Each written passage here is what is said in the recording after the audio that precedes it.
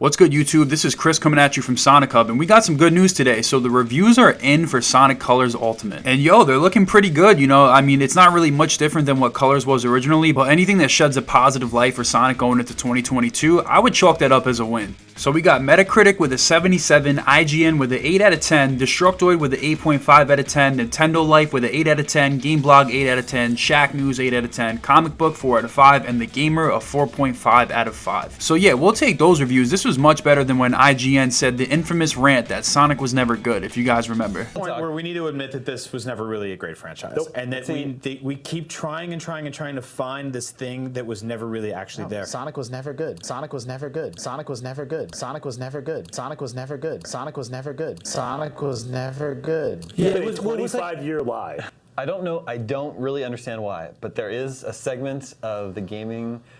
Yeah, I don't know what's good with those dudes. I think they're smoking something. I think they're legitimately stupid and crazy. But yeah, anyways, I think it's a very good thing we're getting good critical reception for this game. Going forward, we're going to need all the momentum we could possibly get going into 2022, and hopefully this game will pave the way for remasters and ports in the future. Unless you've literally been living under a rock, this game is going to release Friday, September 3rd for people on the Epic Game Store who pre-order the digital deluxe edition, and the main copy will come out September 7th. But without further ado, I want to do a deeper dive into one of the reviews by Nintendo Life that gave it an 8 out of 10, which is pretty positive in my opinion. So yeah, it starts off saying gameplay in Sonic Colors follows the often divisive boost formula that most modern 3D Sonic games have taken after. And while there are some notable cracks in its design, it often manages to properly sell the sense of manic speed that the developers were clearly going for. Many stages will have you guiding Sonic along relatively flat, runway-like paths that give him plenty of room to go full throttle. While quick reaction times are often needed to dart around or attack any obstructions that may come in his path, dispatching any of these easily defeated robots in your way will give you a small hit of boost power that you can use to break the sound barrier and turn Sonic into a virtually invincible comet that barrels through everything he touches. It may sound rather mindless, and in many instances it is. Wait, I don't know if I agree with that. But the key thing here is that the level designs often reward quick reflexes and muscle memory with more speed. For example, a lot of stages will have some low curbs scattered around for these high speed segments that trip Sonic up and bring him to a halting stop if he connects with them. It's not a big deal if you hit one, but it can be quite a buzzkill when you are rolling around at the speed of sound and then suddenly you have to build back up from zero again. These guys sound like they suck at the game. However, if you've got quick enough reflexes or have played the level enough that you know when these hazards are coming, you can easily skip over them with a brief tap of a jump button and continue sailing through. Yeah, hello, that's what a Sonic game is. But yeah, overall this review is pretty true to what the gameplay of Sonic is in Sonic Colors. I do feel like it has some backhanded criticism, but overall it's pretty much accurate.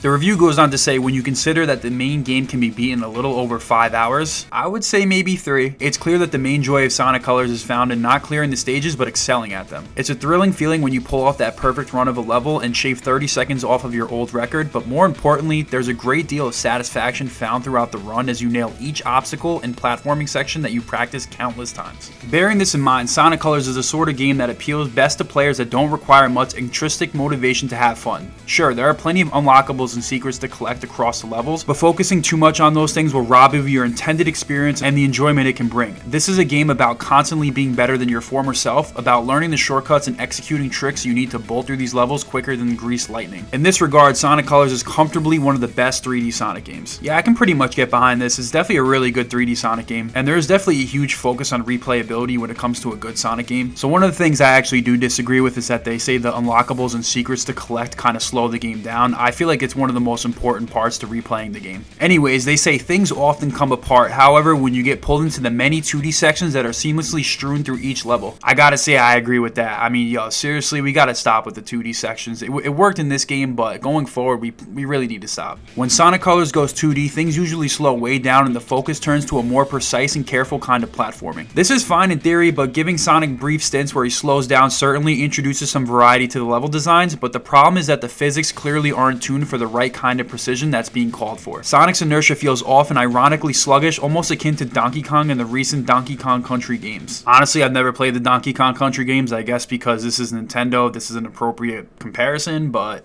I don't know. They say it takes some time to get grips with Sonic's 2D controls, and while things do get a little bit better as you acclimate, they never really feel right. These 2D segments are typically rather short before you get back on the road, so they don't drag down the overall experience too much, but this is one aspect of Sonic Colors that could have definitely used a little bit more love in the development of the stages. Yeah, that's pretty spot on. I'm really not a big fan of the 2D sections in the 3D games, like I said before. I think if they did it like Unleashed, which I think has the best boosting levels, and they also maybe improve the story a little bit, this probably would actually be one of the best Sonic games of all time. In Unleashed, the 2D sections seem a lot less forced, and they're much shorter than Colors, and I feel like most of the game of Colors is in 2D, so I feel like it's not even a 3D Sonic game for the most part. But in the next part of the interview, they talk about everyone's favorite, or maybe most hated part of the game, which is the Wisps. They go on to say that none of the abilities radically change the way you play, and they're only in use for a few seconds at a time, but the Wisps generally aid in making the level designs more complex and interesting. Now that's definitely up for debate. I don't really know about that.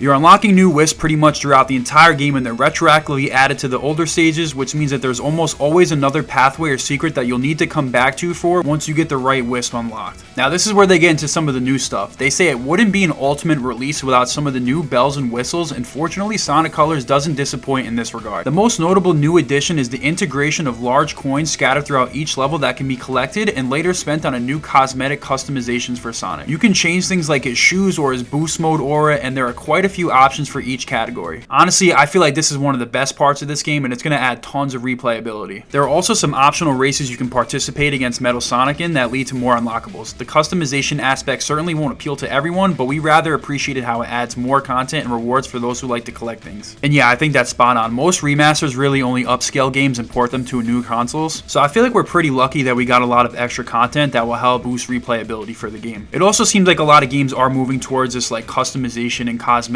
kind of thing, so it doesn't really hurt the game and it adds more content, so I'm here for it. The last major addition is a new Wisp called the Jade Ghost, which gives Sonic the ability to fly through and phase through walls. Some levels have been tweaked to better accommodate this frankly broken ability, but it mostly functions as an easier way of accessing some hard to reach places. It overall feels like a nice addition to the gameplay loop, even if it doesn't particularly shake things up too much. Presentation is probably the area where Sonic Colors stumbles the most, as it feels more like an enhanced port of the Wii original than a proper remaster. Wow, you don't say. Wow, yo, this is a revolutionary take right here. Oh my goodness. Unlike other consoles, Sonic Colors only runs at 30 FPS on the Switch, though it is stable, and the graphical improvements feel relatively minimal. Nothing in the game looks bad, of course, quite the opposite for the gorgeous courses like Sweet Mountain or Planet Wisp, simply that it feels like more could have been done to showcase the improvements that hardware evolution over the last 10 years has brought. This is more of a half step than it is a giant leap. I mean, yeah, 30 FPS on the Switch is definitely disappointing, but yo, Nintendo, that seems like it's on you guys and your console and not Sonic Colors. So yeah, in conclusion, Sonic Colors Ultimate is a well-executed revisit of a high point in Sonic's long career. Most of the quality here stems from the content of the original rather than the new additions and tweaks for this re-release. Things like the Jade Ghost and extra customization options are welcome but not game-changing, and the musical and graphical improvements are minimal. At the end of the day, this is still a well-performing portable version of a classic, and that's arguably all it needs to be. We'd give this a recommendation to anyone who has yet to experience Sonic Colors, as this is certainly the best and easiest way to try it out. If you're a fan of the original, we'd say that's still worth a punt. You'll still love the game on the Switch though. Just be aware this isn't a massive overhaul of what came before. So yeah, to be fair, they are reviewing the Switch version, which is clearly going to be the worst version out of all the ones that are being released. But overall, they gave it a pretty good review, so I'm definitely hyped to play this game, and I cannot wait for it to come out in the digital deluxe version, which I will be playing on September 3rd. I don't really have much to complain about because we haven't gotten a Sonic game since Sonic Forces. This game isn't trying to reinvent the wheel, and they're not really trying to make any crazy changes to it. The cosmetic changes and the unlockables and the accessories and everything like that is a nice touch, so I'm not really, there's really nothing to complain about this game. The reviews are pretty solid, so I feel like going forward, we might even get some more ports and remasters of older Sonic games that haven't been released in a while. So I'm hoping, I'm crossing my fingers that maybe we'll get Unleashed or Adventure or something like that. As always, thanks for watching. I love you guys so much. Please let me know what you think in the comments down below. Do you think these reviews are a good sign going forward? Please make sure to get at my social medias in the description. I do have a giveaway going right now for Colors Ultimate, so I'd love to see everyone participate. Until next time, y'all, peace out.